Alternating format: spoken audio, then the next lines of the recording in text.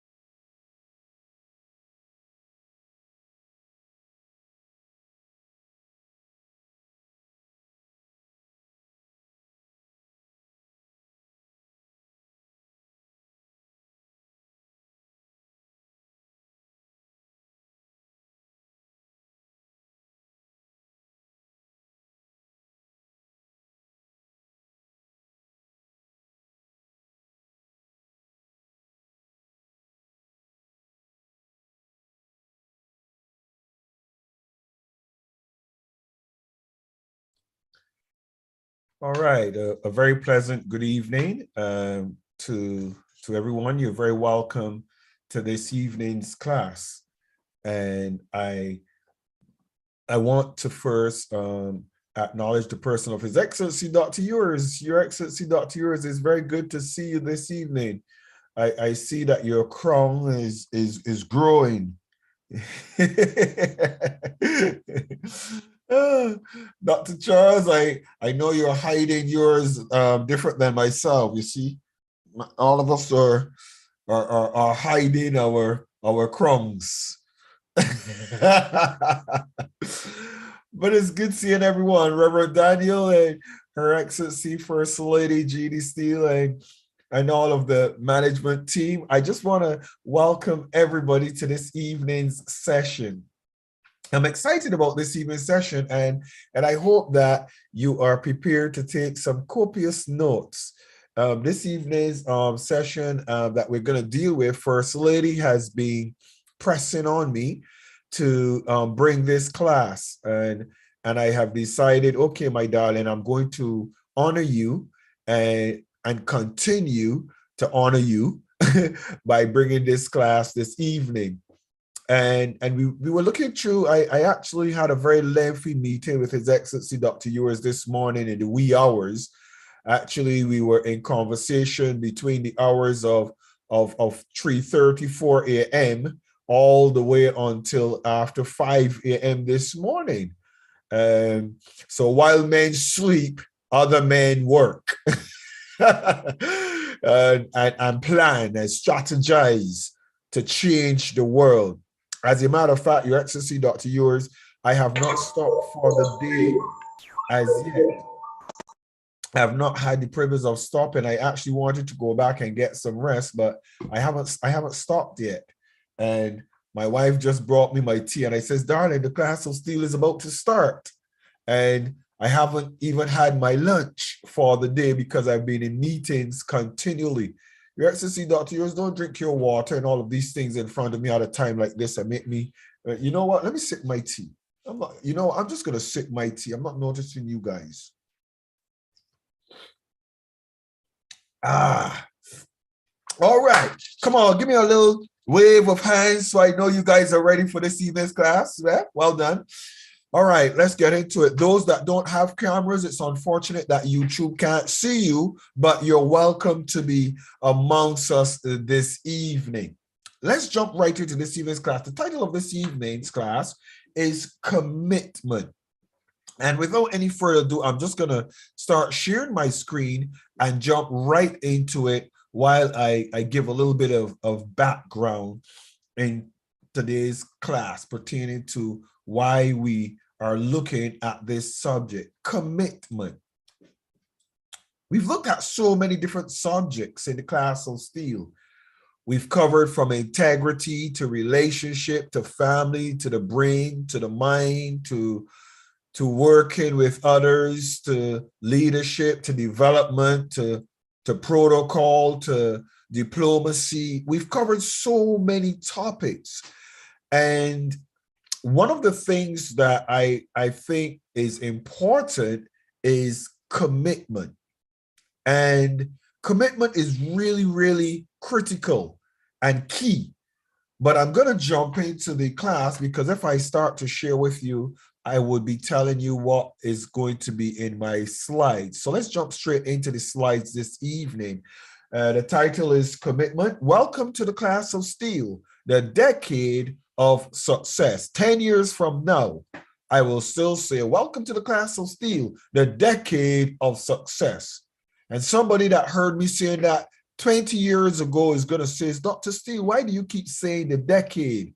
Well, the reason why I'm going to say the decade every day is because my mind is fixed and focused on what I'm putting in place today. I have a 10-year vision of expectation of it working, growing, manifesting. And that's why every decade, I will say again, the decade of success. I'm His Excellency Dr. Michael Steele.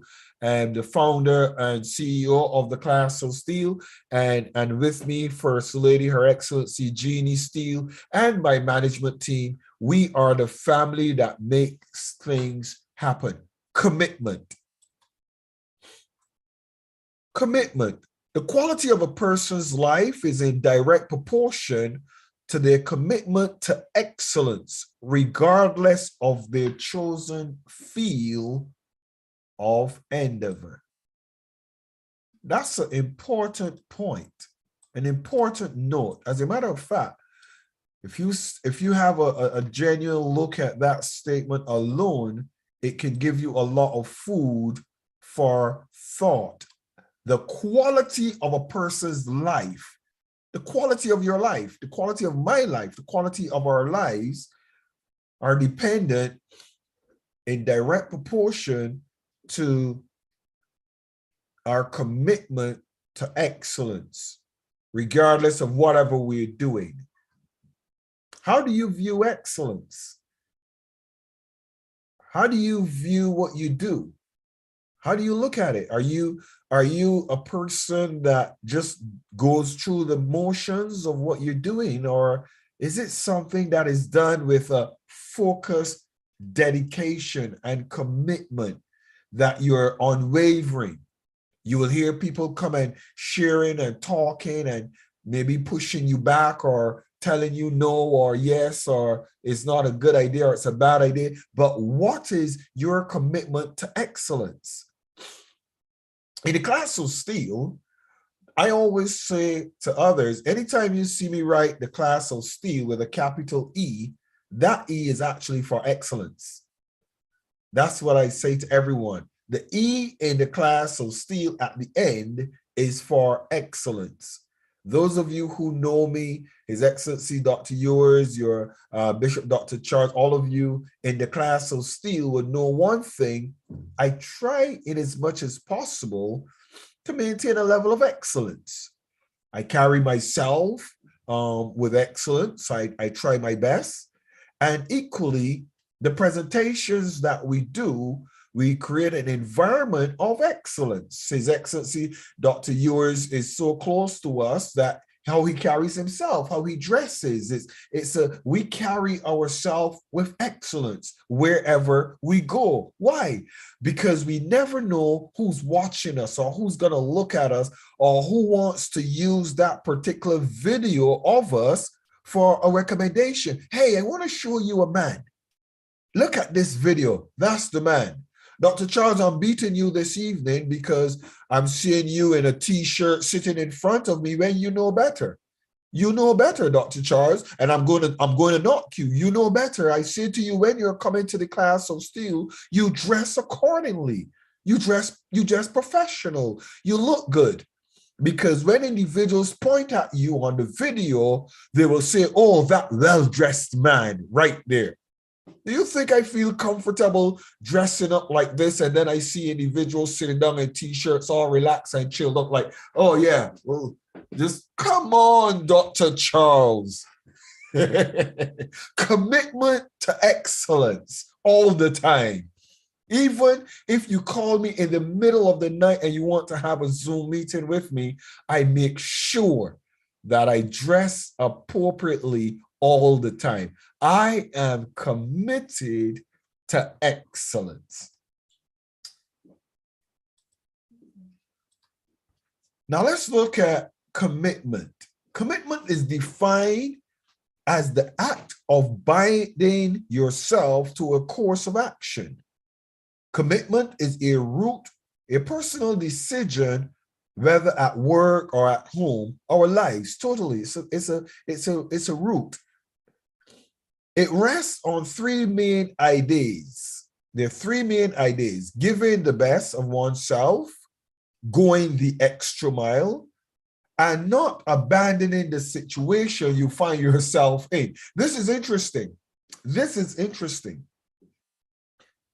And I'm going to focus on that last one first. Not abandoning the situation you find yourself in. One of the things that I pride myself in is keeping my word by the grace of God, in as much as it is possible. And sometimes we find ourselves in situations that we're like, oops, what am I doing here? How did I get here? But then you have to weigh the level of responsibility that is on your shoulders in that environment. I have joined organizations that I am no longer a part of for myriads of reasons. However, my commitment to being a representative, a voice of honor, of respect for those organizations remain, in spite of whatever the cause of our parting was. Because I'm committed. I'm committed to making sure that if I say I have your back, I have your back. Now, If Minister yours, for example, said to me, Dr. Steele, I need to see you immediately, I'm committed to Dr. yours.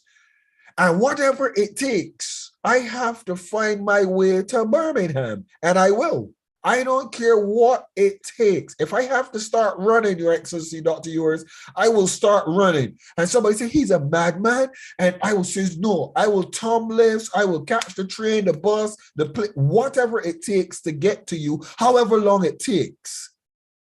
I might not be responsible for the time I get to you, but I could assure you I'm committed to getting to you because we have an established relationship and I have your back. And if you say you have somebody's back or you're committed to somebody, it means that you must, no matter what, keep your word and stay the course. It means giving the best of oneself.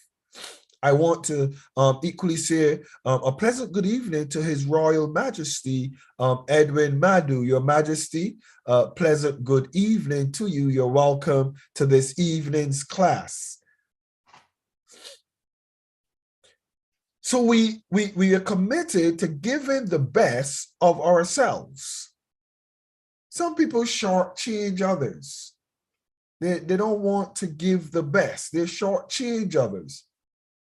But when you are committed, you're all in. You're in it for the long haul. You're in it for you're in it. You know, I have some friends that we use a statement, and pardon me for the sounding of it, but it is the statement. It is what it is. They're my ride or die. Ride or die. We ride or die. Whatever happens, we are in this for the long haul. We're in this together. I have some very, very close people to me that no matter what happens, we have each other's back. His Royal Majesty Edwin Madu and myself, we have each other's back. Dr. Charles, we have each other's back. His Excellency Dr. Ewers, Her Excellency Doreen, Her Excellency Dr. Anita Davis Defoe, Reverend Daniel, Chuka Emeka, all of us, we have each other's backs. Because if I make you look bad, I'm shooting myself in the foot. I'm making me look bad. But when I make you look good, then I'm making myself look good. So we give the best of ourselves because we're committed. Going the extra mile. Going the extra mile. I want to identify and say this to us. Your commitment is okay. I'm committed to a 9 to 5. I know persons that they do their work and they do their job from 9 till 5 o'clock. 5 minutes to 5 o'clock, they're winding down. And when 5 o'clock, because they're only focused on their mortgage, because they're only focusing on keeping their jobs, when 5 o'clock comes, dog dead, shop shut, end of discussion. Don't talk to me. Not interested in you. I don't even like you. I'm just here because I have a job to do. And it's 5 o'clock. My job is done. My hours are up. I don't owe you anything, sir. At the end of the week, I want my salary. I don't need no talk. Or at the end of the month, I need my salary. My wages at the end of the week or my salary at the end of the month. But I did my 9 to 5, I'm out. But when you are committed, you go the extra mile. Somebody calls you from the office and you look at your phone and it's your CEO. And you look at your phone and you're thinking, does he know what time it is? I'm home. Why is he calling me? No. He's calling you to tell you that he's thinking about giving you a promotion and an increase. He's calling you to tell you that he really appreciates how you work today and you really saved the day. He's calling you to ask you if you could service one of the clients and he knows it's out of the time, but he would be grateful if you would consider it. So you have those individuals that go the extra mile because they are committed. Commitment means showing up and doing what it takes for however long it takes to achieve whatever you made a commitment to. In the larger sense, commitment is one of the bases of integrity. A person who is able to make and keep commitments has learned how to earn trust and respect from those around them, including themselves. In a career sense, a person who is committed to advancing their position or career is much more likely to navigate a search successfully than one who is half-hearted or unfocused. Commitment is doing what you say you are going to do, and when you say you are going to do it. One of the qualities of trust, an essential element to building and maintaining productive relationships, is dependability. Commitment is the little engine of dependability. Without it, nothing happens. That's pretty straightforward. That says it all by itself. Commitment is nurtured. Commitment is not won or created overnight. It's not. It's nurtured. It takes time. I can't say someone is committed because they showed up one evening, but where are they the rest of the evenings?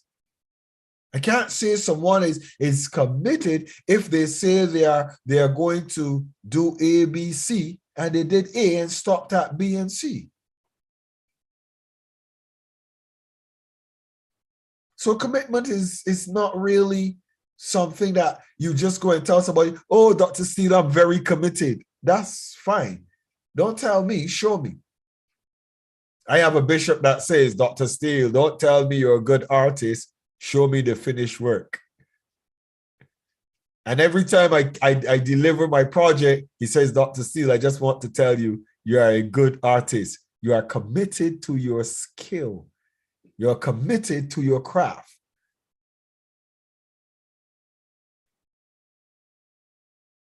It takes time to nurture it. It takes time. Yet it is very easy to lose. Very easy to lose commitment. Very easy. Very easy. Let's look at some thoughts of the ease of losing commitment.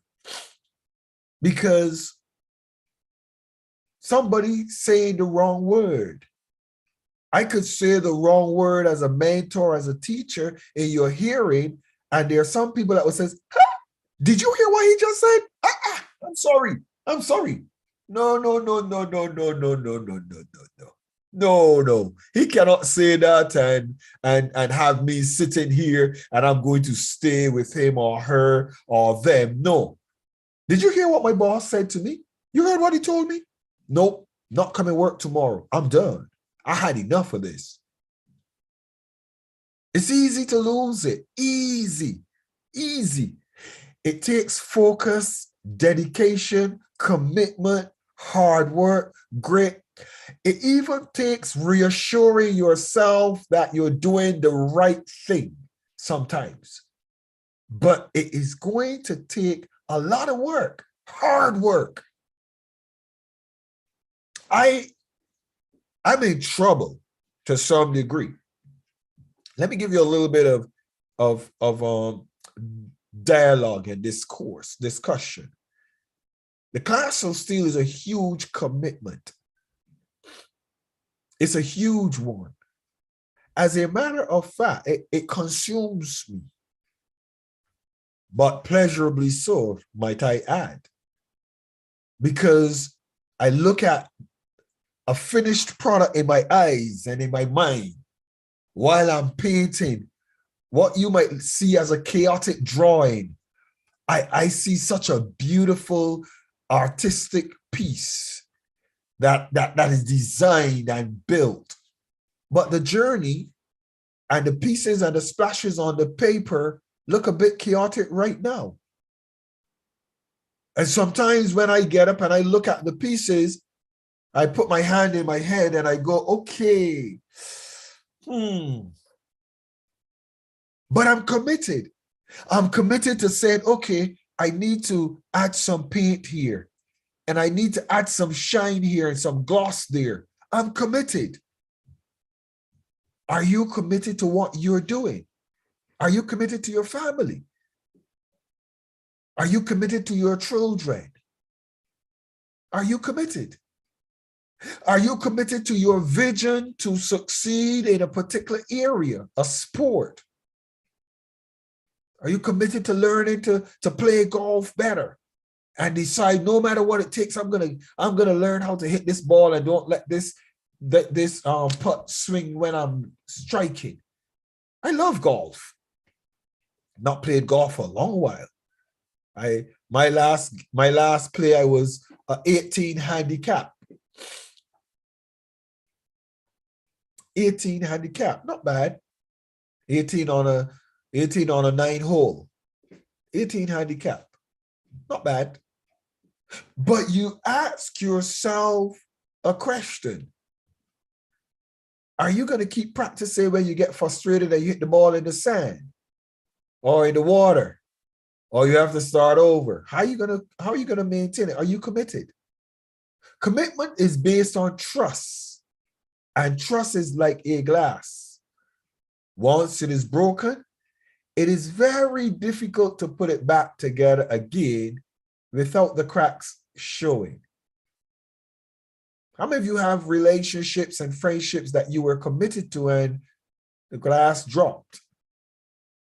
And now you wrestle with your commitment to what you were doing. You wrestle with it because every time you look, the only thing you see are the cracks. You look at that person and deep in your heart, you're committed to them. You love them. You appreciate them. But every time they show up, you just see those cracks. They just show up. You just see them and you bite your lip and something in the back of your head says, remember, you said you have his back, her back. You said you're not going to throw in the towel. You're not going to give up. But you just keep seeing those cracks all the time. Because trust was broken. I have some organizations and some individuals that I'm dealing with the cracks. And the cracks are so hard to deal with. How many of you know what I'm saying? If you have a set of 6 glasses and let's use the perfection and the niceness of the glass as trust. And one of those glasses drop and got a crack right around the mouth where you put your mouth to drink. You like the glass. You appreciate it. And you tend to drink from the side where the crack isn't going to affect you. Just wanted to take an opportunity to sip my tea.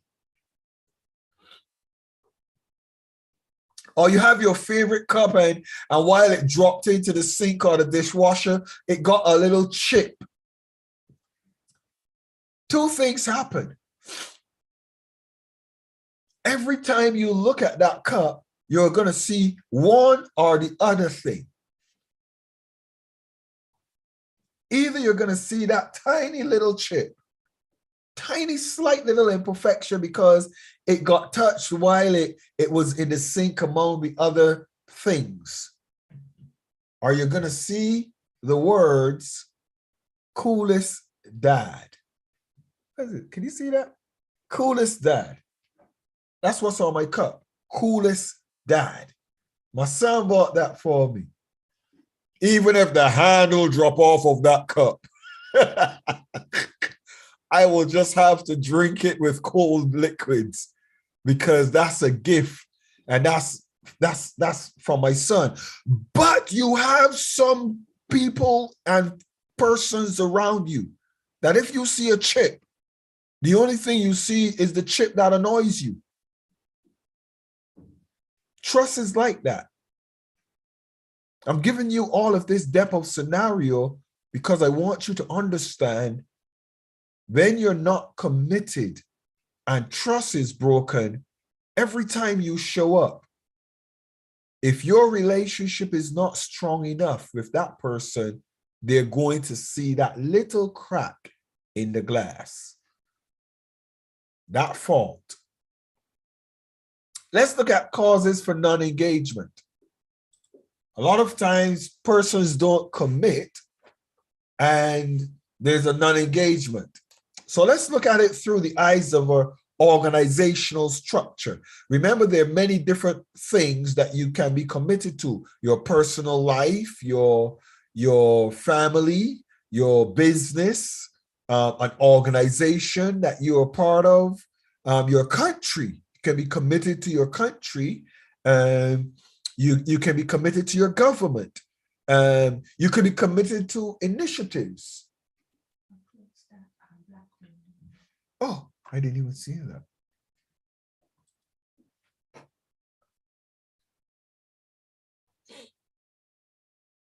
So causes for non-engagement: poor leadership. Poor leadership. Leadership that is poor. Doesn't stick to what it says it will stick to. And it's poor. The leadership is poor. The other thing that causes others to not engage is lack of opportunities. A lot of times individuals are no longer with you because they don't see any opportunity. What's in it for me? What am I getting out of it? This isn't worthwhile. This doesn't have any tangible value. I've done this for a year. I've done this for 6 months, and there's no value. There are no opportunities. Lack of purpose or meaning. It doesn't have any purpose. You're just going around in a circle all the time. Pointless, useless. There's no meaning. Where is it going? What is it going to accomplish? The reason why I'm sharing this is because as a leader, you are challenged as a leader to find opportunities to give purpose and meaning to what you're doing, not just for yourself, but for your service users, those who are a part of what you're doing. This is when you're a leader of a church, an organization, a group. Unfair treatment. A lot of people stop engaging because of unfair treatment. This is not nice. This is not fair. And they stop engaging. Feeling undervalued. Persons don't feel as though they're important anymore. Do you feel important in your group, in your organization, on your team? Do you feel important? Do you feel valued?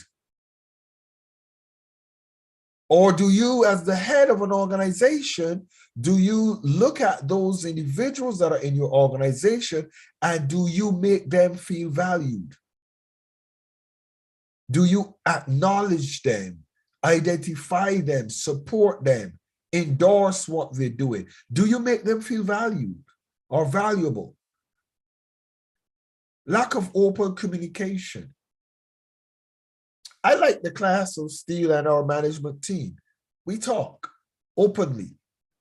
We have meetings and conversations. Today, I spent over an hour with our COO, Her Excellency Dore Burunji. We talk.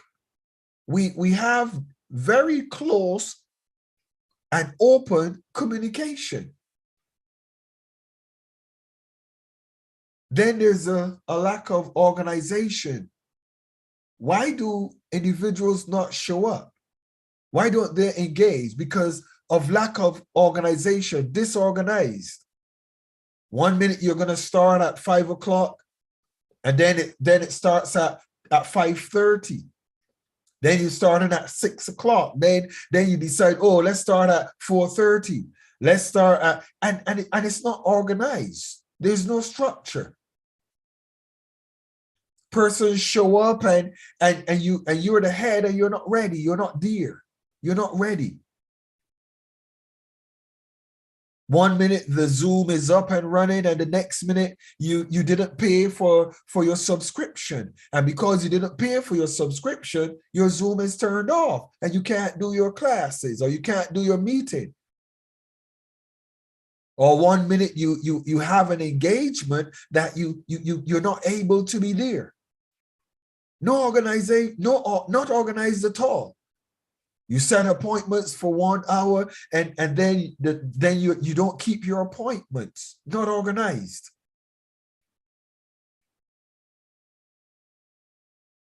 I say to church leaders that there are two things that turn me off. Two things that turn me off with church leaders and when I travel as a bishop. Two things that turn me off.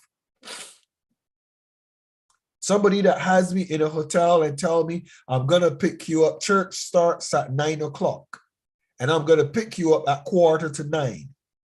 So I get ready at 8:30. Because church starts at 9 o'clock. So I'm ready at 8:30 because I'm a guest. I'm ready at 8:30 so that if they show up early, I'm a man of God. I'm a bishop. I'm early, I'm on time, I'm professional. Then you get a call at 9 o'clock. You're dressed, you're prayed up, you're waiting, you get a call at 9 o'clock. Bishop, don't worry, we haven't forgotten you.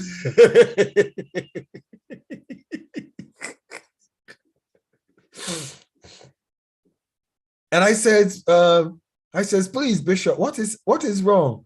No, my chief of protocol, we are going to come for you, but we want to get some things out of the way before you get here. So we're coming for you. Don't worry.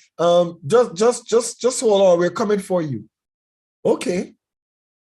So I'm already frustrated because I was ready from 8:30 dressed in my suit. And I'm waiting.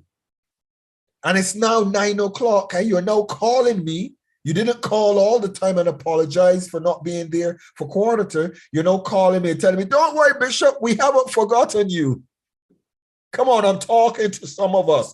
And I'm going to take time on this because this is important. Dr. Charles, I'm beating the living daylights out of you. Take your blows and your licks like a man. Take them, Dr. Charles, if they're for you. Bishop Comfort, take yours if they're for you. Take them, because it's important. And I'm sat there at 9 o'clock. And then at 9:45, listen to what I just said. At 9:45, I get a call. Bishop, you're worried, aren't you, Bishop? You're worried, and they're laughing. It's funny to them. Don't worry, Bishop. The protocol is on his way to pick you up.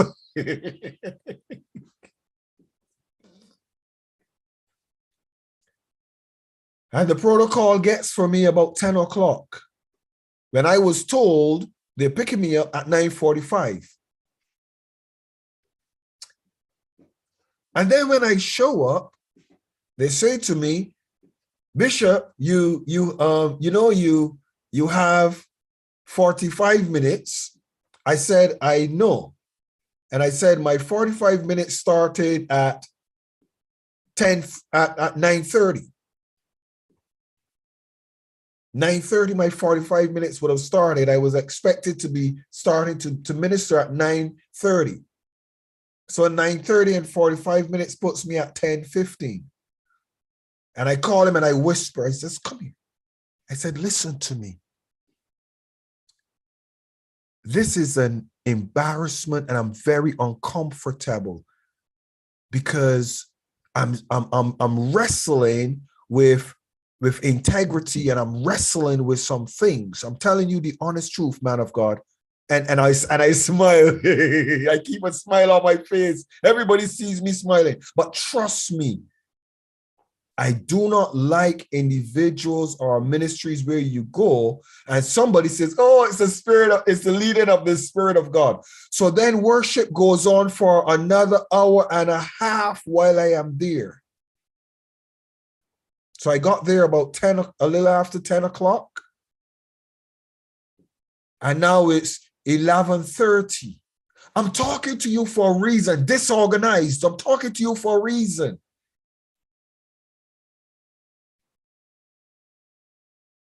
And then when I start to minister, I minister sometimes for 20 minutes and I'm finished. And they ask me why. And I said, you know, as a man of God, my thoughts are, I want to honor you, but you need to understand something that is fundamental. I'm a very principled person. And if you tell me something, stick to it. Please do. If you tell me something, stick to it. I'm very principled. And I try, by the grace of God, to be organized. I try. But the worst and most disorganized people that I have found myself getting involved with are persons in the church, and they blame it on the Holy Spirit. Oh, the Lord is taking over. It's a lovely excuse. Oh, the Holy Spirit is just taking over. Watch this. I came up in a ministry for 20 years. And we had service at 6:30 a.m. for the elderly, 7:30 a.m. for the early church persons, Sunday school at 9 till 10, and then 10 a.m. service for 20 years. And they were always on time. I am so regimented and structured time-wise. And I'm very grateful for that teaching. Because when I go places of government as an ambassador, persons give you an appointment for 9 o'clock. I know I don't have a choice but to be there for 5 minutes to 9 or 10 minutes to 9 o'clock. Because when I get there, they are ready for my meeting. But in Africa, it doesn't work like that. Persons, you tell them you're going to meet with them at 10 o'clock and you show up and 30 people have a 10 o'clock appointment and they're now at the first person. So you don't see the person till 1 o'clock. Nope. Come on, somebody. I want us to focus on being organized. I want us to focus on being organized. Lack of diversification. Lack of work-life balance. There's no balance. I personally struggle in this area very badly.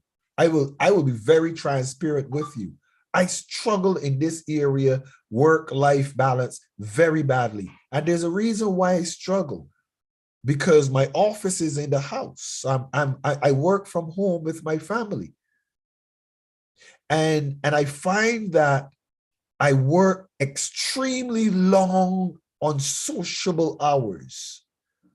So I'm wrestling with the work-life balance. And my wife is a perfect companion to run a business with because she keeps me in check and she balances out me. She balances me out. So as a team, we balance out each other. Lack of confidence. Are you confident? Are you a confident leader? Dr. Charles, are you confident? I mean, like when people see you, and are you confident? Are you letting them know, yeah, I'm the man. I show up. I'm here. You see, your confidence gets undermined. Watch this, watch this. When I show up, because persons call me all the way from the UK and I have to pay my own flight. They don't sponsor and pay my flight or whatever. And then when I show up and I get there and persons pick me up on time and put me on the pulpit on time and I deliver on time, my confidence is boosted. I feel like, yes, I'm the man they wanted for the job. But when I show up and persons show up an hour and 2 hours late, and then they treat me with such disregard because of their protocols, not because they're disrespecting me or dishonoring me, no, but because of their culture, the culture, disorganized. My confidence is almost like, they cuff you in your stomach, they knock the wind out of you. But then you have to go and deliver.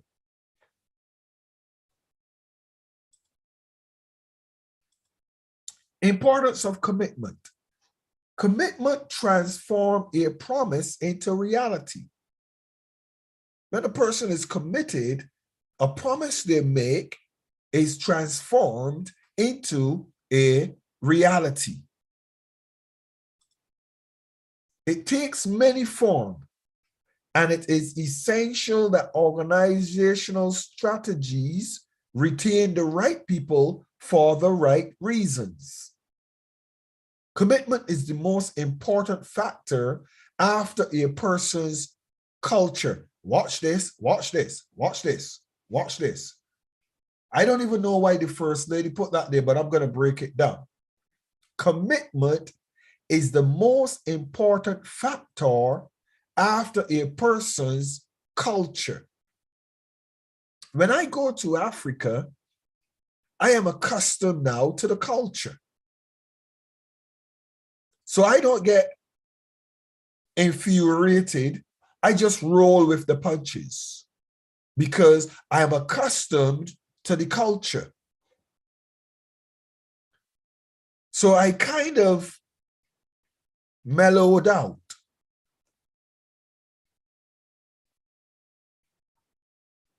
Because I understand that a person operates within the confines of their culture. A lot of times ministers would say to me, I'm coming for you at 8:45, but by 8:45, the church doesn't even have anybody yet. Persons haven't even showed up. So they don't want me to show up while it's empty. So as a result of that, individuals show up an hour later or whatever, but here is the reason why that happens. That happens because the leaders operate like that. The leaders show up whenever they feel like, when they're ready. And sometimes the congregants, they get to the place where they're so accustomed to the leader that they just do anything they feel like when they feel like. But if you have a leader like me, I promise you, you will learn to show up on time because I will be on time and then I will shut shop and go. And I will say, we had a wonderful service today. I'm so sorry you missed it. Why? Because I know that I have to break the culture. I'm not going to let the culture break me and losing my commitment, my integrity, and my character. No, that's not going to happen. That will definitely not happen. What will happen is I will make sure that I change the culture if it is not acceptable. Because I think acceptable is if you say you're going to do something at a time, by the grace of God, you do it.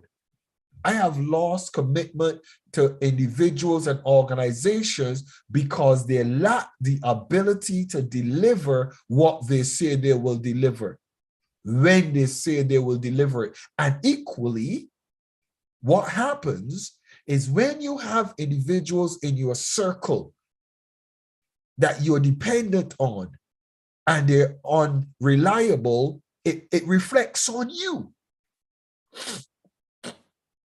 It reflects on you. So all of a sudden now, guess what is the label? Dr. Steele does not deliver on what he says he's going to deliver. Why? because something that is outside of my capacity and my ability, my resources, my time is done that I have no control over. And now I'm faced with a dilemma.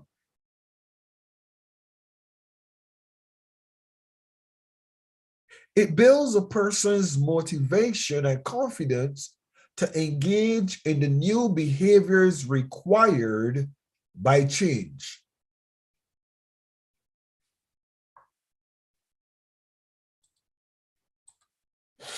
Three types of commitment. I'm going to share these types of commitment with you. Three types. There are three types. There's a cause. I'm committed because, and that's the reason, because there's a cause. When David was going to fight Goliath, he asked the question, is there not a cause? Did you see Michal?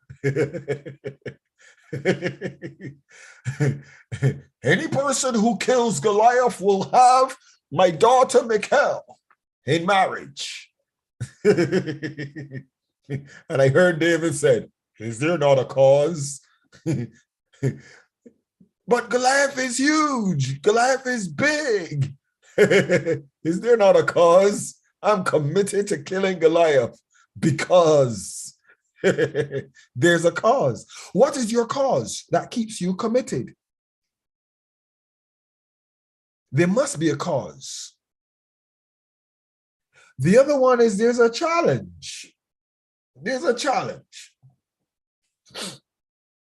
So we see that there is a challenge. If you overcome this challenge, I will give this to you.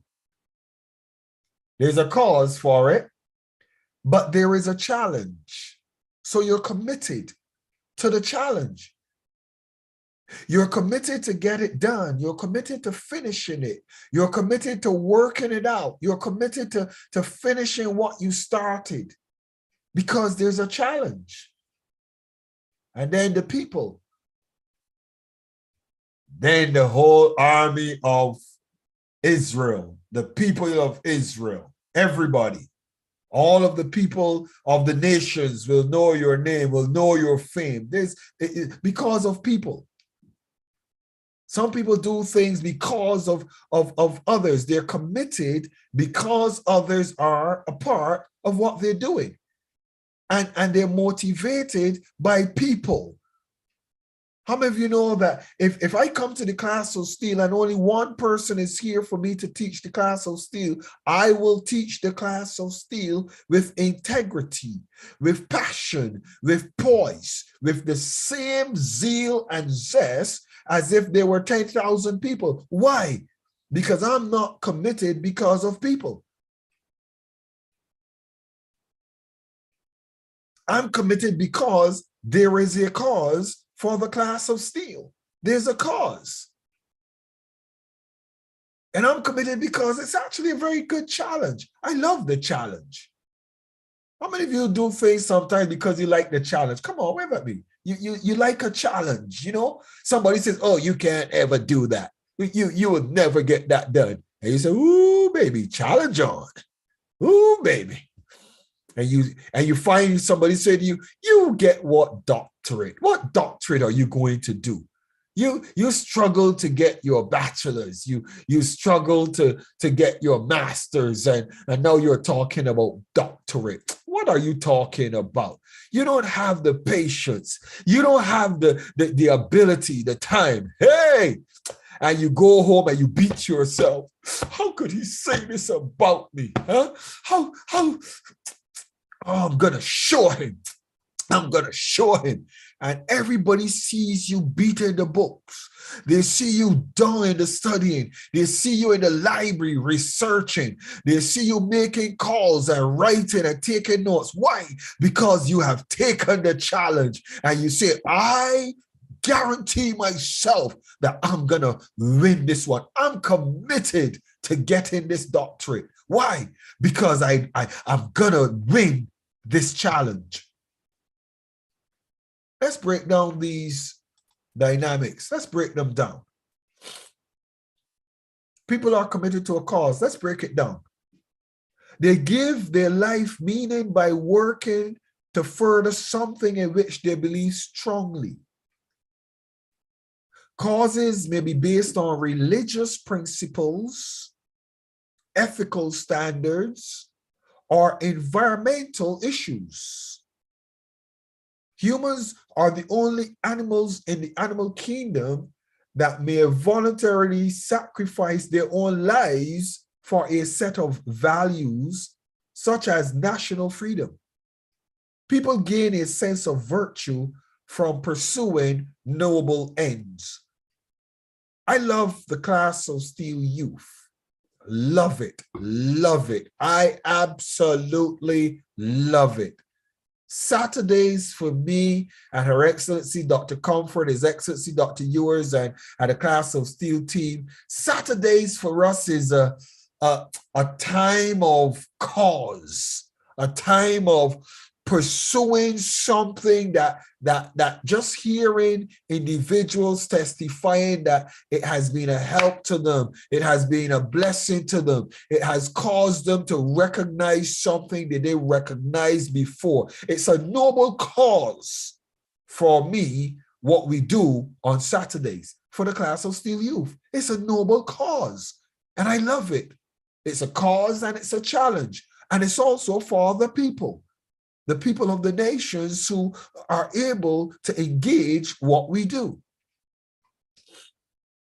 But there are those who cater to the environment, for example. It's a cause. They're interested in climate change. It's a cause. There are people who stand up and fight for the rights and the freedoms and the liberties of others. There's a cause. They're committed to it because there is a cause. What are your causes in life? What are yours? Do you have any? We all do. We all do because, for example, there's that thing called selfish reasons. I do it because others see me. I do it because others are going to like me because I do it. Sometimes there's some self-gratifications. I do it because I want to be the one on the top. I want to be the chief. I want to be the known one, the recognized one. There's some selfish reasons. What are your causes and why are your causes? Let's look at challenge. We talked about challenge in the first slide that we were looking at, cause and challenge. They give their life meaning by investing their energy in a chosen hobby. For example, I told you I like golf. When I first started, or when I was introduced to golf, as a matter of fact, I think I should say it that way, I was the assistant manager of Dunphy's in London, Shepherd's Bush in London. I was the assistant manager. It's a blue chip company that deals with property managing properties for blue chip clients. And I had a nice sports car as a company car. And I also have a lot of amazing company perks. And one of them was golf. I had a set of golf clubs and the company, and they sponsored my golf shoes and my gloves and my golf. Well, I will tell you, I didn't get the cap. I'll tell you how I got my cap. You have the shoes, the glove, and everything. The company sponsors, and a nice company sports car that I used to drive. And we used to go to golf. The manager told me that I need to learn to play golf because this is where they go to have their talks with their high net worth clients. And I was a natural. The first time I went out, he showed me how to hold the club and he told me what to do. And I just have an interesting way of doing what I'm told. Man, and I did well. I was so proud. I was buzzing. I absolutely loved golf from that moment on. As a matter of fact, that day I got the cap.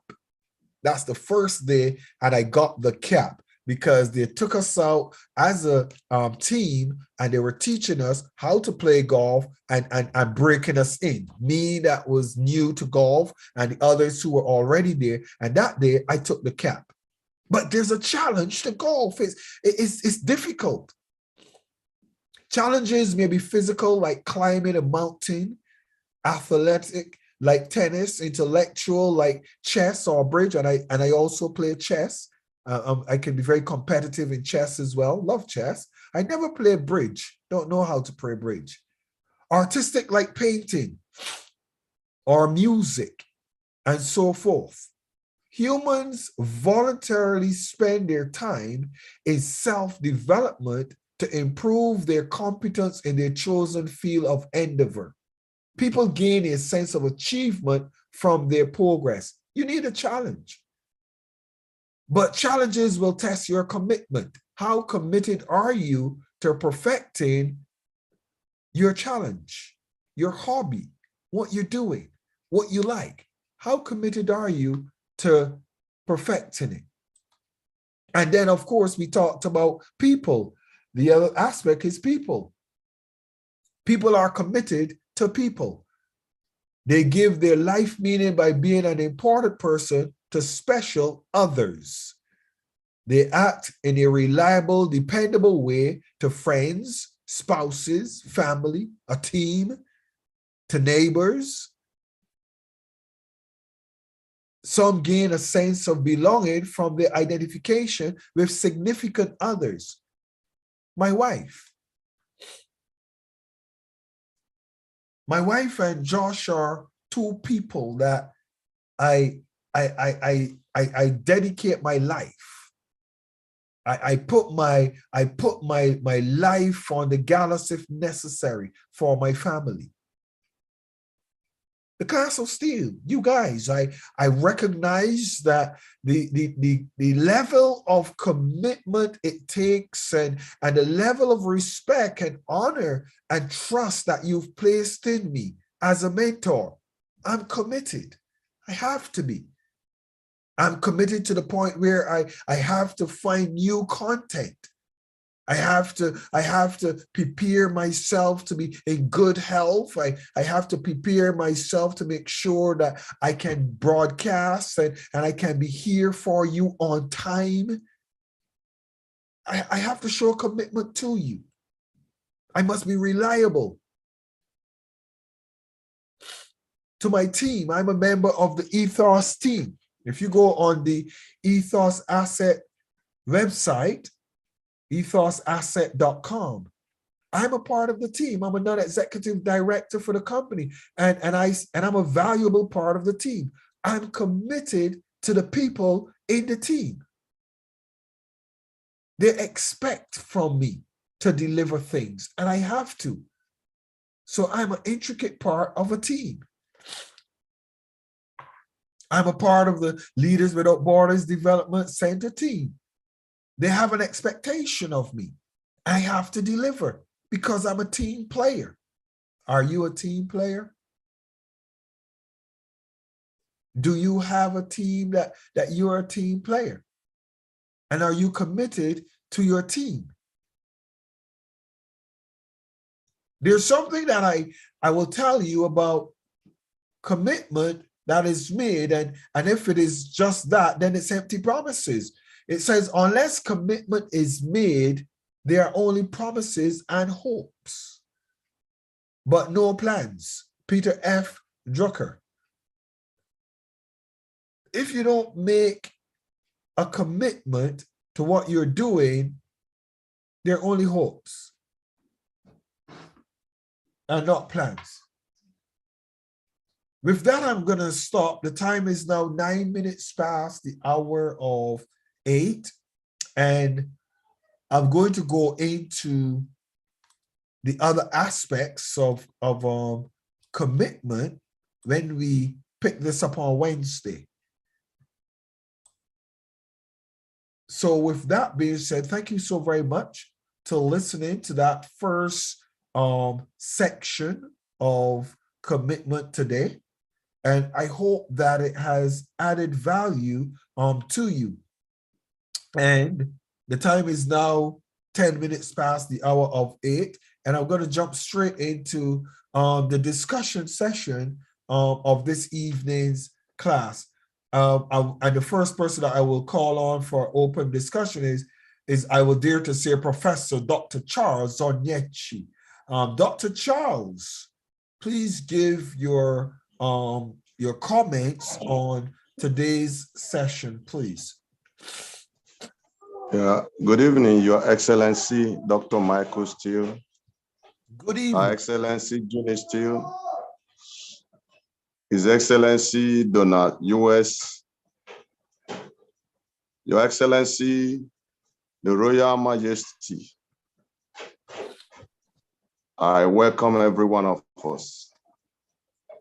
In fact, when this course or commitment is mentioned, something struck my interest so much when you talked about the causes for non-engagement. The causes for non-engagement gave me the best clue to why the African leaders fail.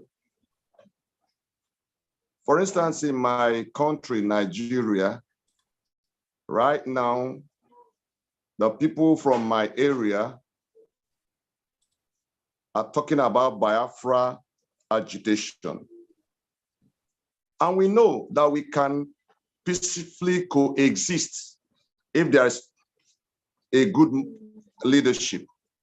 But because the leadership was very poor, happened to be very poor,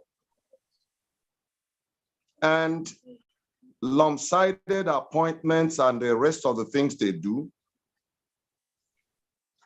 so lack of opportunities for even intellectuals to fix the nation. It's just like you have, the other day you have a problem with your heater. Instead of calling an expert in that place, you go and you bring a carpenter to fix your heater. That is stupidity. Dr. Charles, in the UK, a carpenter wouldn't even fix it because he knows it is not in his remit. Of course.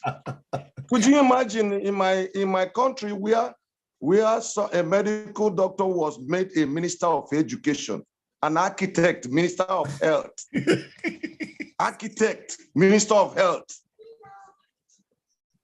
No, please.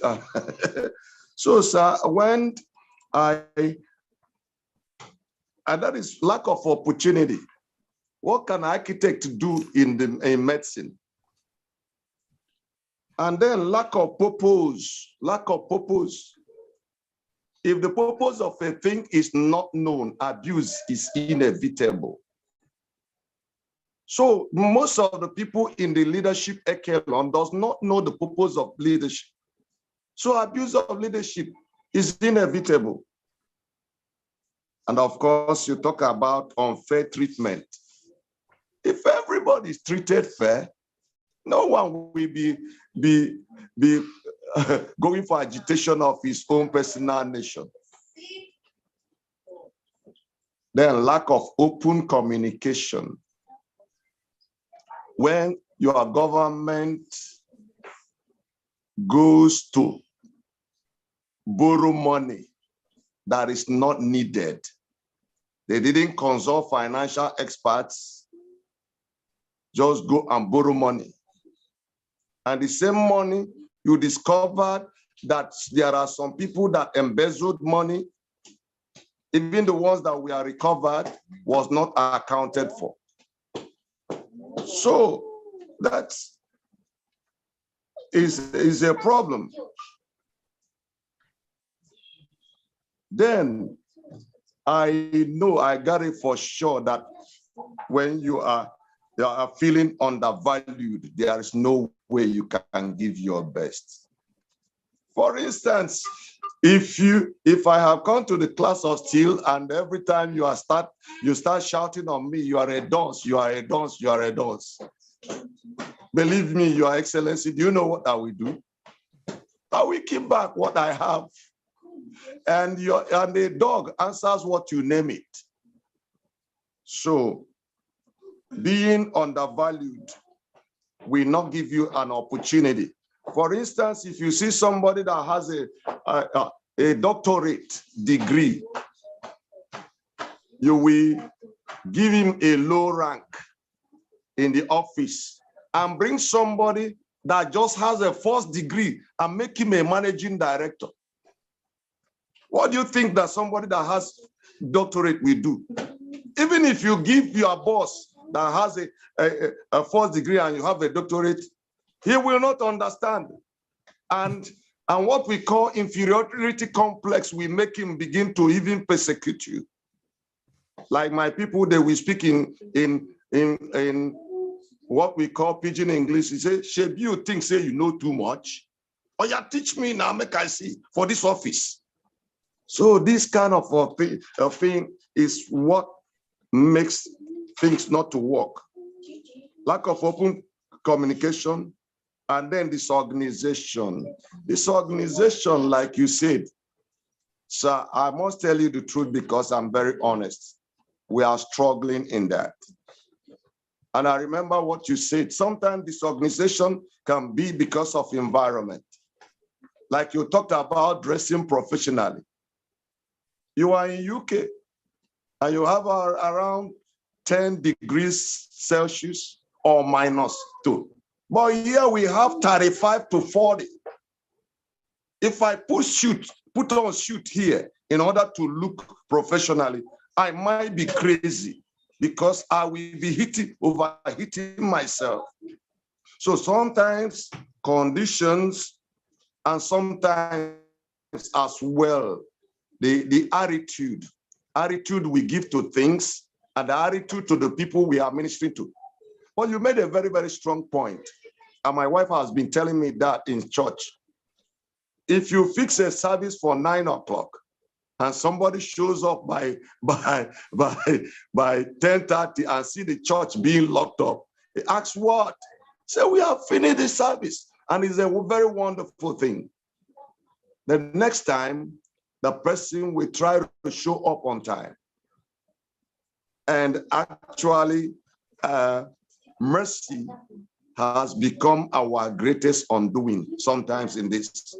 Because our zeal is to minister to people, we tend to follow them in their condition, which is wrong. Dr. Steele, you said it's wrong. I know it's wrong. And I've been doing it before. Until certain time, I told them I can't do it anymore. If I have been carrying you, come down to your level for 10 years and you refuse to climb, I can't stay ground. I will climb up. If you want to follow me, I drop a rope. But for me to come down and carry you, no way anymore. Because you can fix me on the ground with yourself. Your Excellency, lack of diversification, that place is a very wonderful thing. Like you say, a good leader needs to be ahead of the lead, and you have to be researching, updating. If the people you are leading knows more than you, that is where you are in a problem. You have a hell of problem. And that is what happened in African leadership. Illiterates are leading intellectuals. And that's a problem.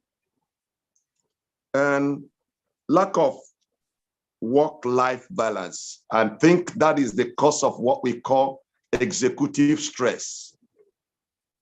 Recently, we discovered in Nigeria here that men of God are slumping and dying. Some in the pulpit and some in the other side. Because we spiritualize everything. If you feel headache, you didn't check whether it was stress or whether your BP is rising. Because I have a ministry target to meet. You don't take care of your health. You are not striking work balance and life. And then, of course, another thing is lack of confidence. If you don't have confidence, that is where there will be a problem. But actually, there are things that make people lose confidence. If somebody that does not have strength of character, and you are working and it's not working out, you are working and it's not working out. If you don't have strength of character, before you know what is happening, you start losing your confidence. Yes. I think, Your Excellency, I will allow others chance to go and give their takes in this matter. But I thank you, sir, for giving me the opportunity to express my little view in this. Thank you, Your Excellency. I'm still His Excellency, Dr. Charles Onyechi. Thank you, sir. Dr. Charles, thank you so very much for your submission. And I have a point that you made that I need to address. And I'm glad you made it, because interestingly, the notion of how many degrees and how important somebody is something that I think that I should address. And I'll address it this way. One of the reasons why I run my own business or company or whatever is because individuals look at my CV and they say, we can't afford to hire you. I remember when I went back to Barbados after leaving the UK, and one of my friends, he owns a number of petrol stations, a good friend of mine, very good friend. And I told him, oh, I want to, I want to come and work at the petrol station because jobs were tight for everybody. And with my CV, persons didn't want me because they didn't want to have me and not pay me properly. And begging wasn't the issue. It was an issue of you can't bring somebody that is so qualified and put them under certain individuals, because it would look quote unquote bad, because that person has to get paid according to their qualifications.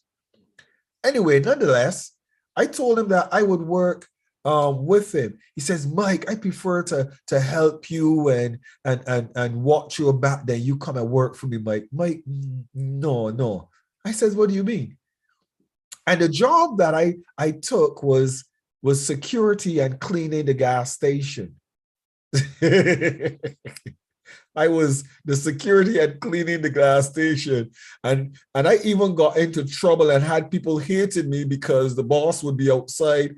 Him and I would be discussing personal matters. When he's transporting, he would carry me with him. And when there was a hurricane in Barbados, I remember there was a hurricane and no staff showed up. And just me and the boss were at the petrol station pumping gas, lines of cars. And just the two of us were at work. And people were just handing money to me just like this, and so much money. And because he trusted me explicitly. But I didn't see who I was in light of my role, that I felt inferior to be sweeping a gas station. The owner of the gas station was my personal friend, and I just wanted to be able to put food on my table. When I came to the UK, when I came here, I was a past advisor to Scotland Yard. I sat in the House of Commons. I have my qualifications. When I came here, I went and I was putting up headstones on graves, putting up headstones. because there was nothing else available. There were challenges getting something else available. And I decided, let me just start my company, my own business, and try to get it going. What am I trying to say? Jeannie, the first lady, my wife has so many qualifications. Added to which, she's a student pilot. She's actually a lady. She's an ambassador. If I tell you the list, but you have people telling you you're overqualified to do things. That happens in the UK. That if you have so many qualifications, you can't get anything to do. So I remember having to go to a place where I don't tell people my qualifications. I just tell people I just need a job. If I need a job to pay bills and to make things happen. So here's something, Dr. Charles, that I'm actually trying to say. I'm actually trying to say something, Dr. Charles, and I'll say it this way. If I run a multi-billion-dollar company, I don't see somebody with a PhD as opposed to a person with good character and good time management, good respect, good commitment. Because somebody with a PhD, as far as I am concerned, might be more qualified with a piece of paper, but their character, their attitude, their respect, and their moral fiber, as far as I'm concerned, might not match up. So to be honest with you, in my assessment of some persons, I would put a person that has a big degree to be a servant of somebody that doesn't, secretly, just because I want to see if they have character. A degree does not give you character, Dr. Charles. A professorship does not give you character. A PhD does not give you character. It just means that your mom or dad or parents or yourself had a lot of money to spare, or they invested hard in you and you attended to your studies and you gained a qualification. But that has nothing to do with your character as a person, your respect, your timekeeping, your values, your moral fiber. And those are the things that are destroying the fiber of our nations. Because we have educated leaders. We have very powerful leaders with a lot of degrees behind their names and PhDs, but they do not have no moral fiber. Dr. Charles, please respond to me, because this is live and we're speaking to Africa, we're speaking to the nations, and we're also speaking to a reality that needs to be identified and addressed. I have a lot of bishops that do not have respect for, I go to churches and I see bishops that don't respect their protocols, and I do not go back to their churches, because I think a protocol is somebody that you should respect, and you should honor, and you should treat so kindly. Yeah, exactly. The protocol is good. But in these terms is that we discover that some of the people that say they have PhD never had anything. They forged their results. That's where's the problem. Because if you come to the field, we will expect you to show us or defend your qualification. If somebody that has PhD cannot defend his qualification by discipline, because I believe that if somebody happened to be disciplined enough to go through the rigors of reading all the books in the master's degree and come to PhD and do all the researches, and when you put him in the field, he should be able to show. Sir, there was a problem. One guy from my country went for an interview in the American embassy. He told them that he has BSc in business management. Simple question, what is business management? You have BSc there. Believe you me, the gentleman could not say anything. Even me that didn't do business management, by the virtue that it is called business management from the experience I have, I will try to define it, though I may not use the jargons of business management. So some of them are the people, because of the title, they go and they forge results. But what you are talking about, you say something that pertains to integrity, keeping time, keeping your words. I think those areas are non-negotiable. You are very, very right. But whereby your boss does not know, and you come and you start training your boss, and you are in an organization where people are supposed to be rated according to qualification. I had PhD 10 years ago, and somebody just have BSc, and it's not his father's office, and you put him on top of me, and then I start coaching my boss on the job. Man, it's crazy.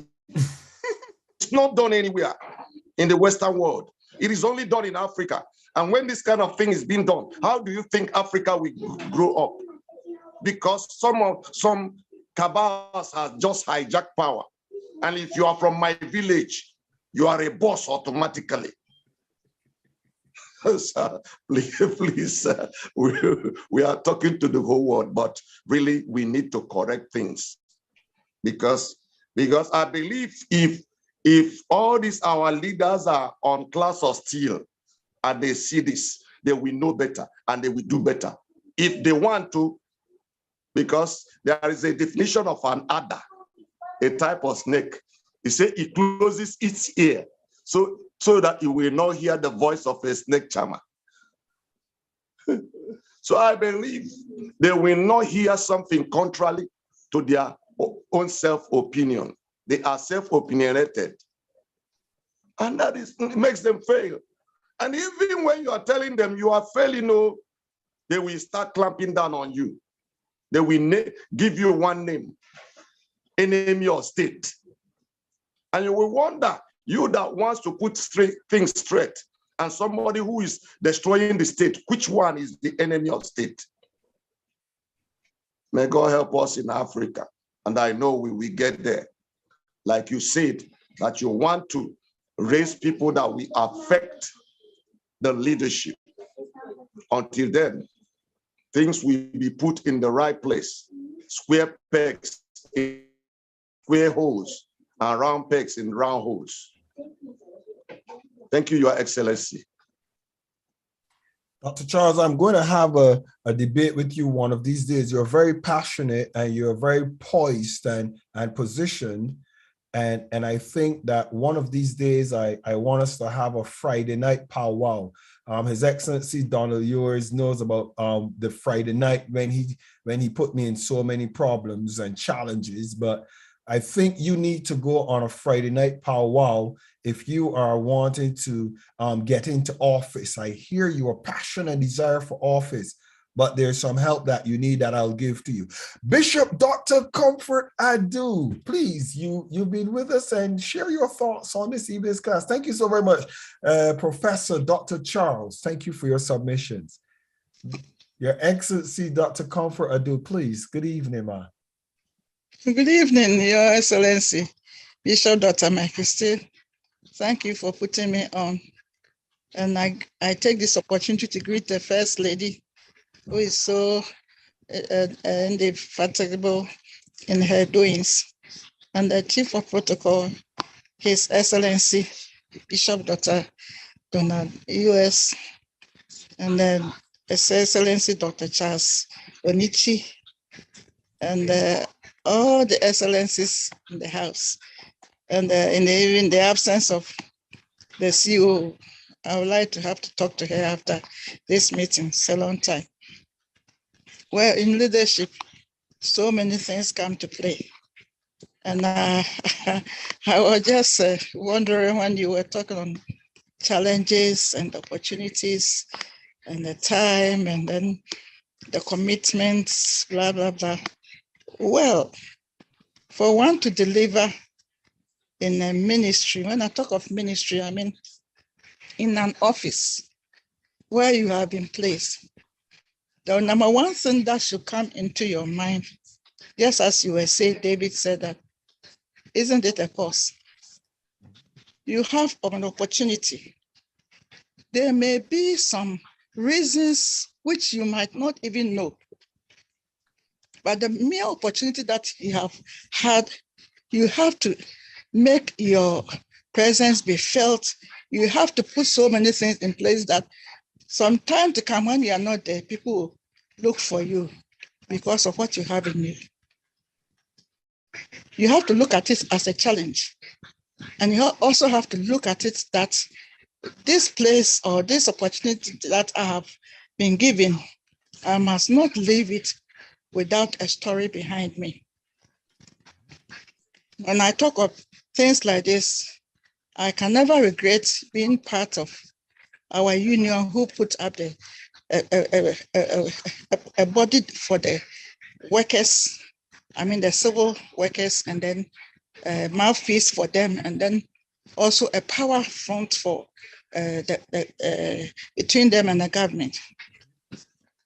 When I recall, when I entered the civil service, just the 4 years after I was introduced into the union, and I stayed in from 74 to 2006.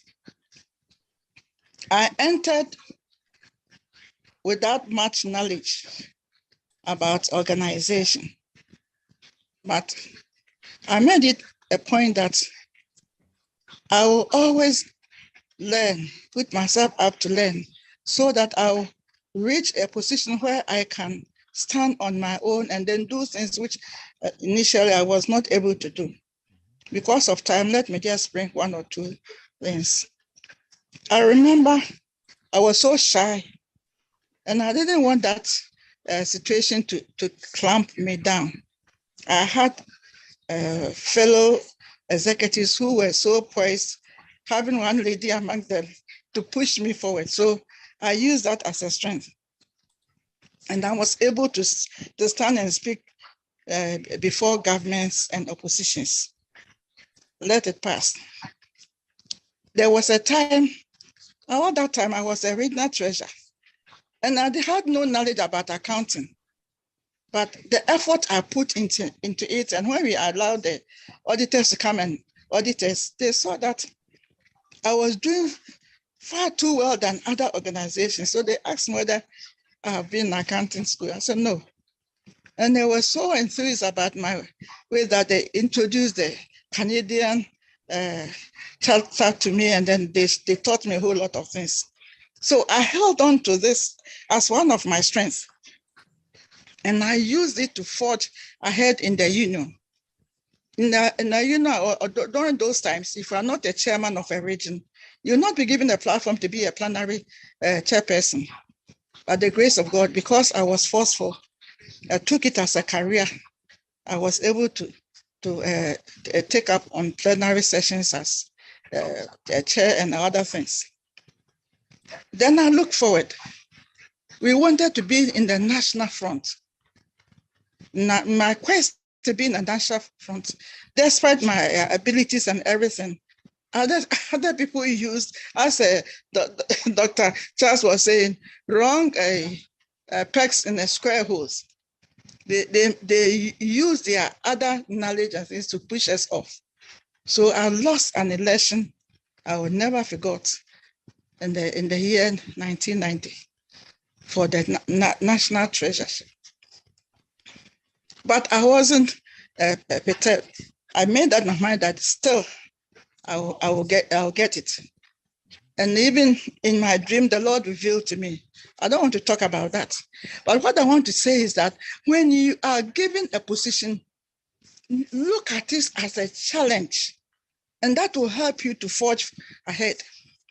So on the next time for the election, 4 years after, I did not stand. I think I have said this before. I did not stand. And I was looking at I said, whether my being there is for a cause. So when I entered the ground for where they were going to hold the election, I met more of workers coming on, hands up. And I said, no, hands down, because I did not even, I did not even register as a participant. I came as an observer. They were not happy, but not knowing that the Lord had an opportunity for me to excel, which in future it will help me. At that time, we had a splinter part of our organization who were organizing a mob to come and disrupt the elections in one of the regions. And the national executive at that time called me. I wasn't a minister at that time, I was just a minister's wife. And they have seen my track record in our conferences and congresses. So they approached me and said, can you help us in this situation that is coming? There was a whole lot of ball game. The election that somebody is contesting and the campaigns that are going around. No, it is nothing to talk about it now here. But one thing I want to bring out is that when they sought my help, I told them that I came on observer status. They said, oh, put that ahead. Because they have seen something in me. And I said, okay, let me go and seek permission for my chairman. And when I went to my chairman, what he said that, isn't that a cause? You're coming here, maybe the reason for your coming. So you accept it, and then as they are saying that they are putting their constitution aside, you just get in. And by the grace of God, the wisdom that God gave me, made it very successful. They wanted me to be the chairman for the electoral commission, to be as electoral commission, a chairman to preside over the whole national election. And by the grace of God, I was successful. Things were put in the right place by the wisdom of God, and God gave me. So when I came back from that Congress, I made that my mind not to stand even for national treasury, because as a treasurer, even when you're holding money, when you buy something, somebody may even think that is the organization's money. So let me move away from this pressure and then seek into another level. So the next election time, I stood as a national vice president, and I won. And I went there, I took it as a challenge. There was a 9 years challenge in the organization. It was a court case. And I took it upon myself that when I'm being elected, that case will be canceled. I spoke as if I had powers. So from the day one, when we entered, certain things cropped up. And I vouched up and I said that, what is this problem? The Lord is able to overcome. And then the president says, oh, okay, then Reverend. By that time I was a Reverend. He said, Reverend, take it up. See to it that this court case is brought down by the grace of God. Less than 3 months, because I took it as a challenge, and my strength was with God. And then from other experiences, I was able to overcome that less than 3 months.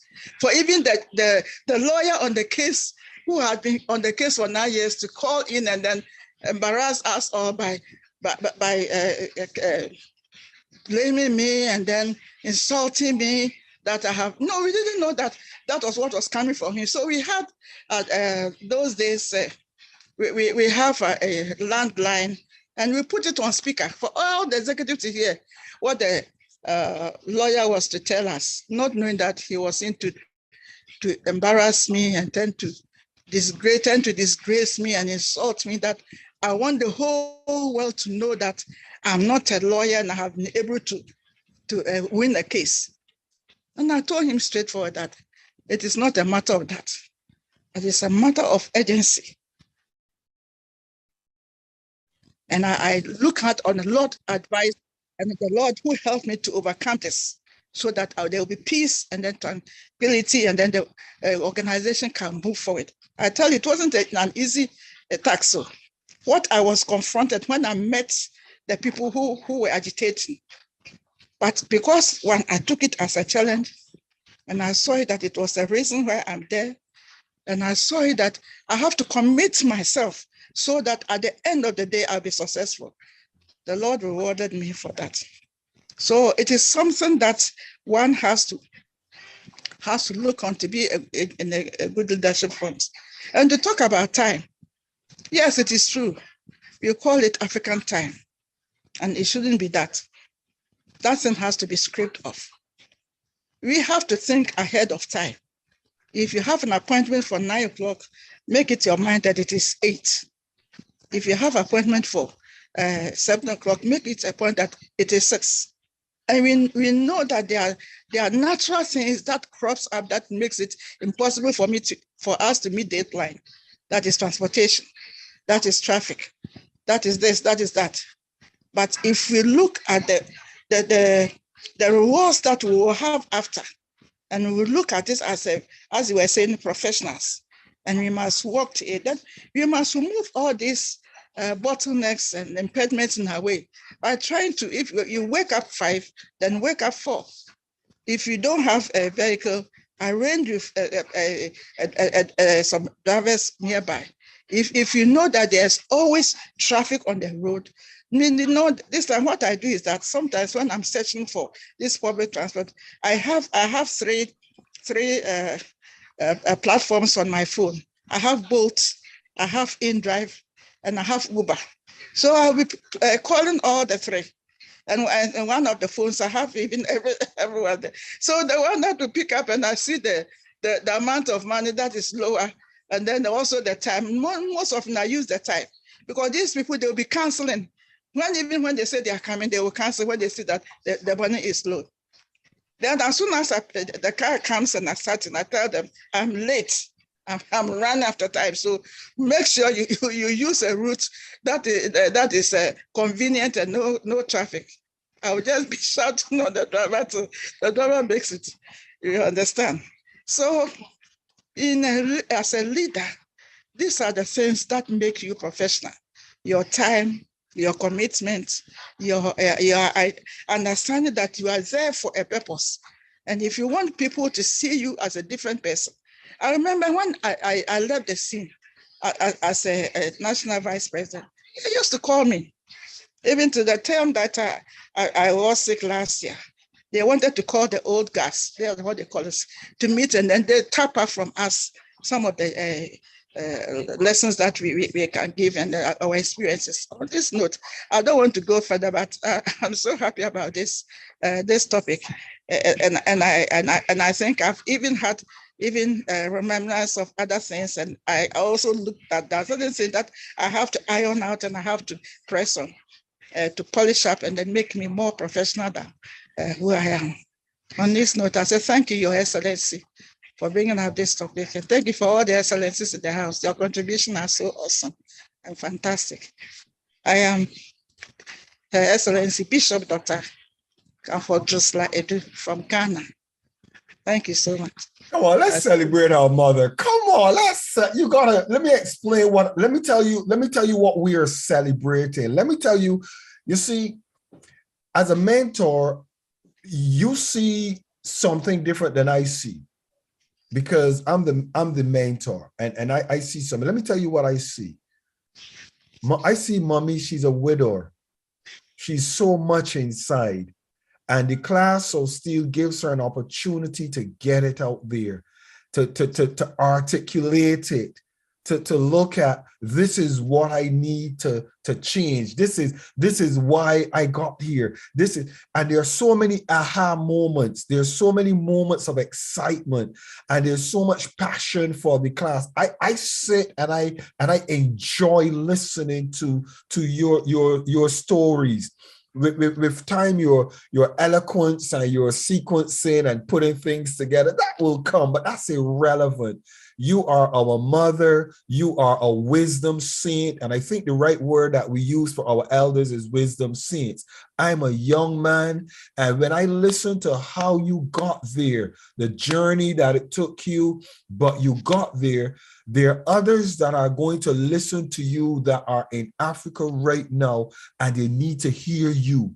They need to understand what it takes to get there, be there, stay there, and to be successful. But the most beautiful part is that you equally still are at that place where you say, there's more for you to learn. Because for me, I need to listen to all of you guys because Africa is not my home. I'm learning as well. So I have to listen to all of you. So thank you so very much for your submission, Bishop Dr. Comfort, your beautiful smile and your willingness to battle the technological challenges. We are grateful and honored. Come on, let's celebrate. Let's celebrate Her Excellency again. Thank you so very much. Your Excellency, Dr. Donald Ewers, our Chief of Protocol, please share your thoughts and your insight on today's class, please. A pleasant good evening, Dr. Michael Steele, and a pleasant good evening to all the ambassadors in the class of Steele. It is a privilege to be on this platform another time, another evening. And the topic today, talking about commitment. The foregone speakers have said so much. But my take on it is I went back in the archive of my brain and my head with some things that you sort of evoke in my spirit man. And they said, lack of knowledge, we perish. Had I know the answers back to those in those days. For example, I was in a faith-based church back in the days, and you're talking a lot of things you've touched. Talking, one of them that outshines is called poor leadership. I was running a particular department in a faith-based church. The leader put me off. What I found out, every Wednesday I was running a group. The leader's supposed to be there with me, but through the grapevine, I found out that he was listening football. He was,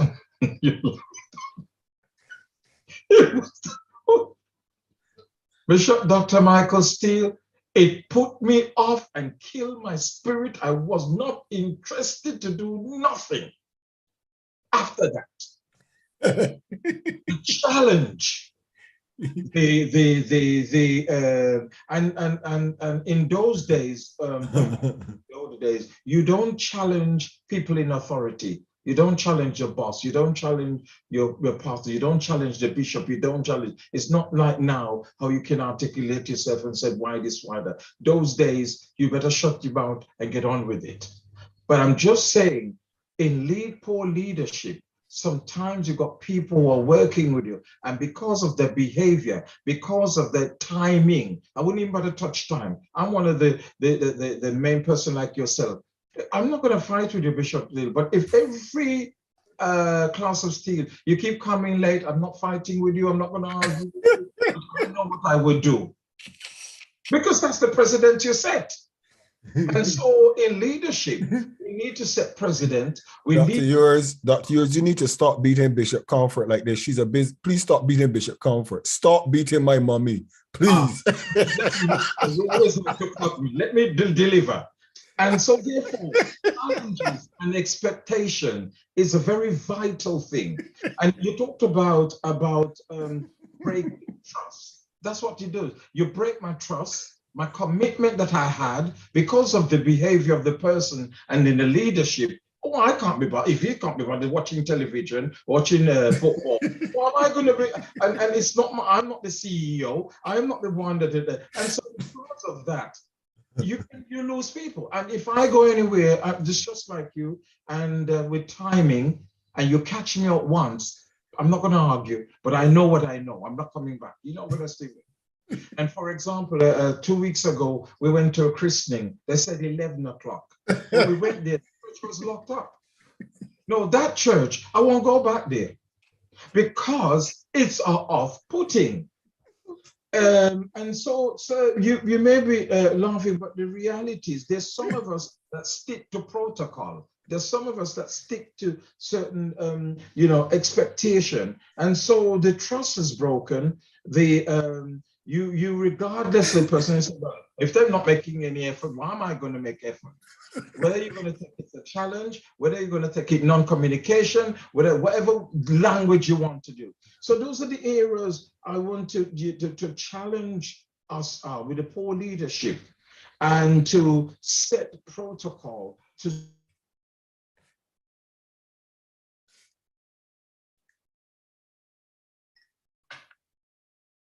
Your Excellency, Dr. Yours, you've gone silent on us. That doesn't happen in the UK. Your Excellency. Dr. Yours, you've gone. Dr. Charles, unmute yourself. That doesn't happen in the. I'm not accustomed to. I'm not accustomed to the UK having those issues of dropping out. Hey,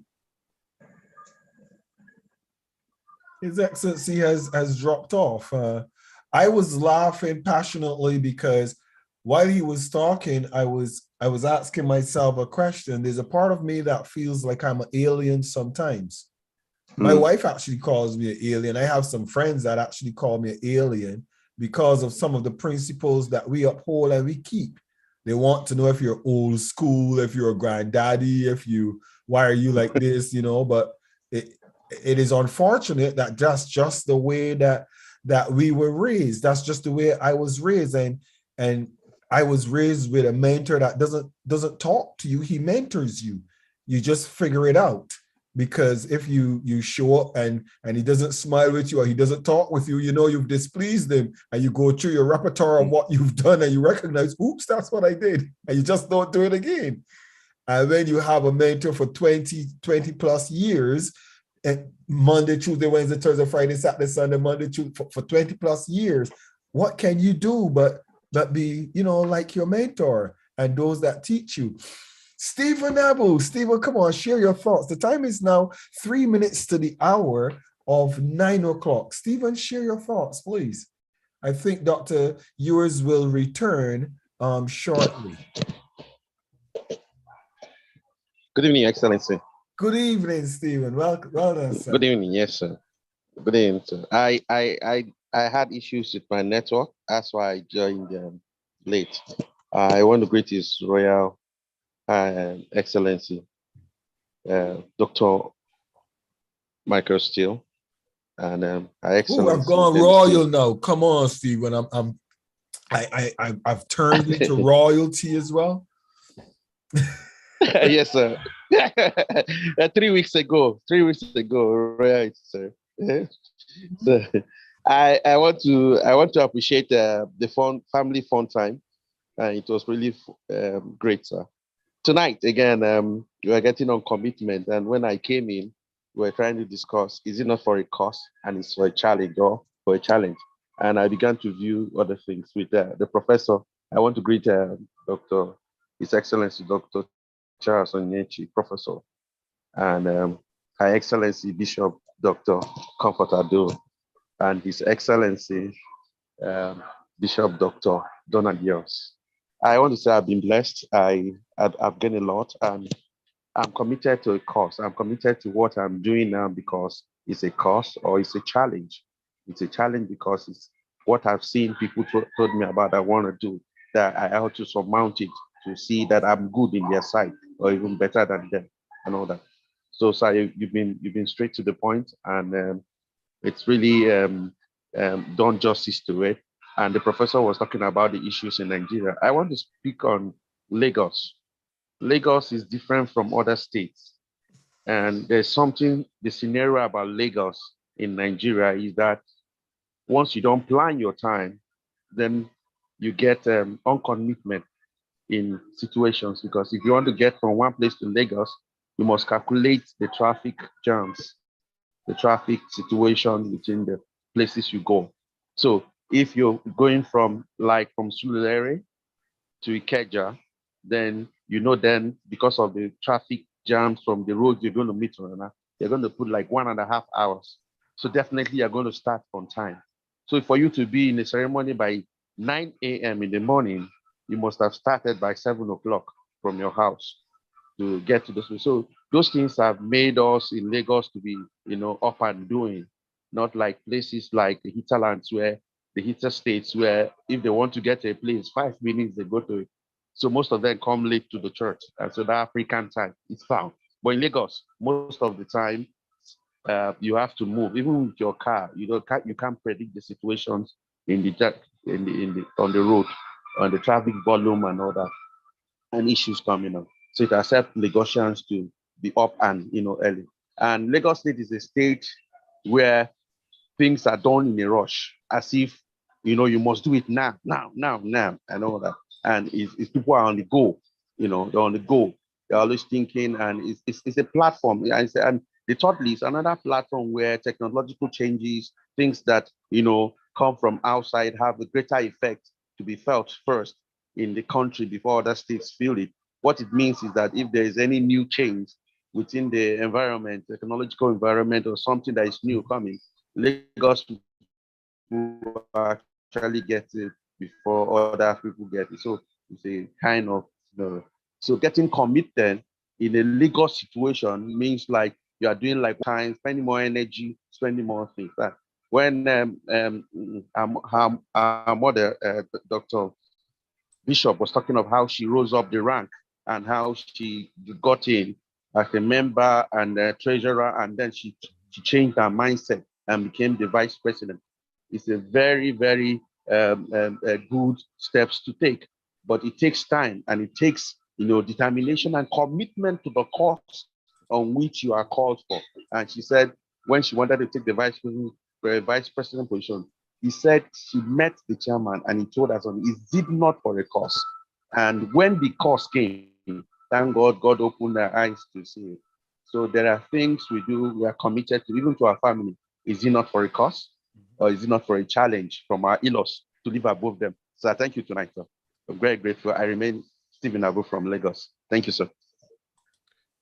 Stephen, I want to thank you so very much for your submission. And equally, I think we get to that place of identifying the differences in our regions that we are faced with, and we compensate. Equally, as I mentioned, that as I travel to Africa and I discover the characters and the way that the culture is, you just fit in, you compensate, you understand it. But truthfully, when I decide that I will be in Africa and establish what I'm going to establish there, one of the things that I can assure you is persons will not come late, because they will know there's one thing about me. I hate lateness. I hate it. And I don't mind waiting for somebody, but I hate somebody waiting for me. I guess I'm at the place where if somebody has to take me somewhere and they're late to get me there, I'm very, very uneasy. I don't process well. I really don't process well with lateness. I like to be early, and I like people that are early. As a matter of fact, I will dare to say that my intimate relationship with His Royal Majesty is because of time. We live in London, and when I have to meet with His Majesty, when we go to dinner or lunch and we have 2 hours to chill together, we're always on time. We never ever show up late for each other, even though we are in busy London, because we understand time and we understand other appointments. So our relationship has bonded tightly because of the integrity of respect and value for time. With that being said, I want to thank us for being here this evening. It was a wonderful class. First Lady Jeannie, are you able to unmute, my darling, and lend your voice to the discussion? I'm not sure if you're hearing me, my darling. Are you able to just unmute and greet us? Good evening. Blessings to everyone. It's very good to see you all today. I wish you all a wonderful week. it looks like it started very well because you're all smiling wonderfully. I can see Dr. Charles, Bishop Comfort, and Stephen. So it's great. It's great to see you started off the week well. I don't have much to add. I've just been listening to everything everyone has been saying, bit around the topic and based on your experiences. And it's always good to have these opportunities to share. I know you're coming from different countries and different backgrounds. And when we do have these opportunities to dialogue together, we're able to see things a bit different and answer our own problems and answer our own questions. Commitment is a very wide topic, and His Excellency, I'm sure, will cover a lot of it over the period of this week, and we'll have a lot more insight, and I'm sure a lot more discussion. So with that, I wish you all a wonderful night. I look forward to seeing you all on Wednesday. My love and regards to your families as well. Well, thank you so very much, First Lady, and she comes in. It sounds really weird when I sent my son last night. We went out yesterday, and Josh, when we came home, after we had our showers and everything, we were in bed chilling, and Josh said to me, Mike, and he called me Mike. I says, oh, that sounds so nice. I love to hear you call me. Call me Mike or Michael or Daddy. He calls me all of the names that there are. Daddy, Michael, Anthony, Steele. And I said to him, it felt so nice. And the reason why it felt nice is because I don't hear my name. My wife calls me my Lord. And I said to her, come on, or boo, or hun, or darling. Now she calls me His Excellency. Since I became an ambassador, I long to hear my name. So any of you that call me Michael, please don't think I'm going to be offended. I love to hear my name. With that being said, thank you guys so very much for an absolutely phenomenal evening. Dr. Charles, the one thing I'm going to leave with you that I don't want to leave unturned, it's a stone that I'm going to hit a couple of times. And that stone, to be quite honest with you, Dr. Charles, is I believe that the greatest amongst us is the least, or should be the least. I believe that as great as you are, whatever your qualifications, they're irrelevant. What stands out and what matters most, not your post or your position in a job. I would never put a person with a PhD that just come into my company as the head of my company because he doesn't know the ethos. He doesn't know the mind. He doesn't know my staff. He doesn't know the team. He doesn't know what I stand for. He's coming with university, not my company. So I hope that individuals would see past their PhD and their doctorates and see that when they get an opportunity to be in a company, it's a privilege to get an opportunity to show that company or corporation what they can do and give themselves an opportunity to grow in the company and be respected, not for a PhD, but respected because they're teachable. Because if I'm going to hand over the class of Steele to somebody, it's not somebody from Harvard at all. It would be from one of you who have been here for 20 years or 30 years or 40 years and know me and what I stand for. And that has nothing to do with your qualification. It has something to do with your dedication and your commitment. I hope that that adds value. And I hope that when you equally look at government and government officials are put in office because of relationship. A lot of times a new person would come into office and they don't have a relationship. And because they don't have a relationship, they're not going to understand how to work with me. And your PhD might cause you to step on my strategy. And sometimes those are dynamics that when you step into environments of relationship, a lot of Africans, like you rightly say, they only put people in place because of relationship, but they're not educated sometimes. However, they do it as a result of either a cop-out because they don't want to take the time to explain, they don't know how to explain, and they need teaching. And I think that any person that gets into office I think that, and the reason why the class of Steele is actually set up is to bring those leaders and says, look, you're in office now, take some classes, take some training, take some discipline, take some understanding, how to manage, how to work, team dynamics, and different things like that.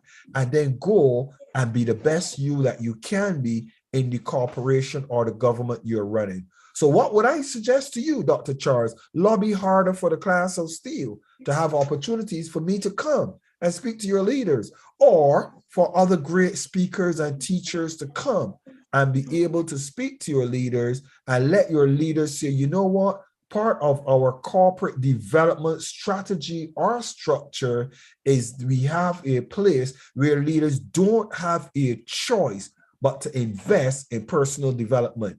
You give them a budget for entertainment.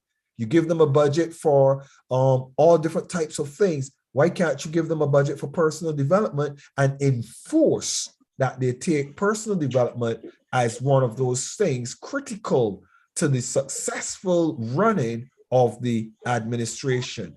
But also because others are watching them and will be able to say, this young man is trying. He might not be perfect, might not get it right all the time, but you know what? He's trying.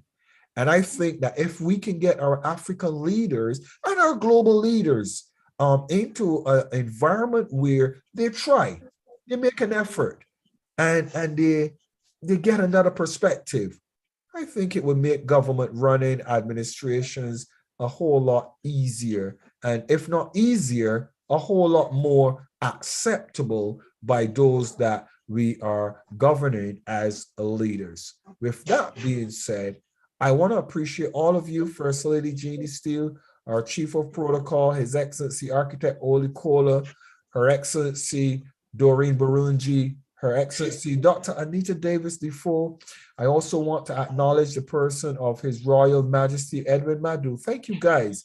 And definitely thank you for Zoom and Link and YouTube and our technical teams behind the scene that caused the class of Steele to be here in the airwaves. I'm His Excellency Dr. Michael Steele. Thank you guys so much. Have a fantastic week, and I'll see you guys on Wednesday. Bye for now. Thank you, sir. Bye, sir. Bye-bye, Dr. Charles. You don't have to call me, sir. You can say bye, Mike. No, but the mic is a sir. Sir is a polite address of a man to a man. Dr. Charles, I like you, and Nigeria has a good man in you. And I hope that you continue to develop yourself, your thinking, and continue to get the rough edges rounded. And I hear you constantly say you listen to your wife and your wife say, wives do have a sense of causing us to see the way we don't see. The First Lady is the one that made me do this class. I'm very pleased she did, because I think it worked out pretty well. And I actually look forward to completing it on Wednesday. Yeah. No, my wife is like First Lady. So she thinks ahead, very, very much ahead. Thank you, sir. Good night and God bless. To those of you who are on YouTube, Facebook, and our social media, thank you so very much. Check our website out, www.theclassofsteele.com. And you could also like and subscribe and hit the notification button so that you will get the notification when we are going to have the next class live on the Class of Steele. Good night and God bless everybody. Good night.